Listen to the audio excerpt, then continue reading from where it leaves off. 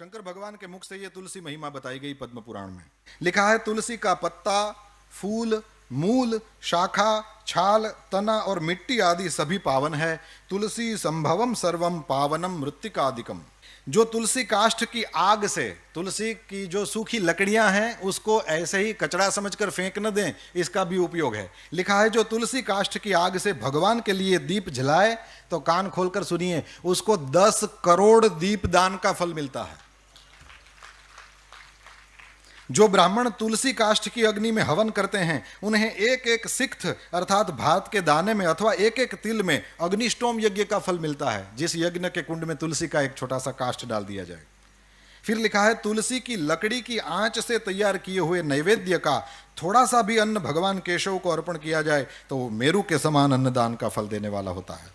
जो भगवान को तुलसी काष्ठ का धूप देता है, भगवान ने એટલે આપણે અગરબત્તી સળગાવી એમ સળગાવીને મૂકી દેવાય ને, મેં ટ્રાય કરી લીધી બોલવું હતું એટલે પણ બુઝાઈ જાય, એટલે આપણે ઘી કે કંઈક લગાડીને કદાચ કરીએ તો રહેશે। લખ્યું છે कि जो भगवान को तुलसी काष्ठ का धूप देता है वह उसके फलस्वरूप 100 यज्ञानुष्ठान और 100 गौदान का फल प्राप्त करता है। केवल तुलसी काष्ठ का धूप, ये कचरा समझकर न फेंकें। आगे, जो मनुष्य अपने अंग में तुलसी की कीचड़ लगाकर श्री विष्णु का पूजन करता है उसे एक ही दिन में 100 दिनों के पूजन का फल प्राप्त होता है। ये सब कुछ गीता प्रेस से प्रकाशित पद्म पुराण में आप दर्शन कर सकते हैं। लिखा है, जिनका मृत शरीर तुलसी काष्ठ की आग से जलाया जाता है वे विष्णु लोक में जाते हैं। ये जब से मैंने पढ़ा है, मैं जहां भी पहुंचता हूं, किसी की अर्थी वगैरह को देखता हूं, अपने घर से तुलसी काष्ठ ले जाता हूं या वहां कहीं खोज करके उसमें डाल देता हूं। इसमें सबसे पहली मेरी दादी माँ थी।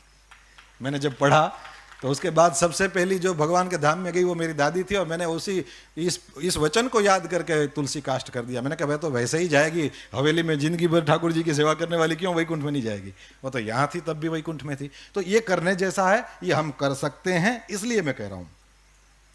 जिनका मृत शरीर तुलसी काष्ठ की आग से जलाया जाता है वे विष्णु लोक में जाते हैं।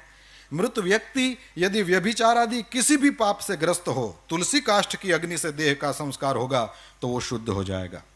लिखा है, जिसकी मृत्यु के समय श्री हरि का कीर्तन, स्मरण और तुलसी की लकड़ी से जिस शरीर का दाह किया जाए उसका पुनर्जन्म नहीं होता। आपको लगेगा कि इतने सारे तुलसी काष्ठ कहाँ से लाएं, क्योंकि मनुष्य शरीर के लिए तो ज्यादा चाहिए। तो यहां लिख दिया है, यदि दाह संस्कार के समय अन्य लकड़ियों के भीतर एक भी तुलसी काष्ठ हो तो करोड़ों पापों से युक्त होने पर भी मनुष्य की मुक्ति हो जाती है। तुलसी काष्ठ से मिश्रित होने पर सभी काष्ठ पवित्र हो जाते हैं। वैसे श्मशान में यदि कभी जाना हो तो लिखा है कि श्मशान का वो जो मृतक अग्नि है, चिता जब जलाई जाए तो मृतक जो अग्नि है उसमें से जो धुआं उठता है, वो धुआं यदि स्पर्श कर जाए तो लिखा है कि जन्म भर किया हुआ पुण्य खत्म हो जाता है।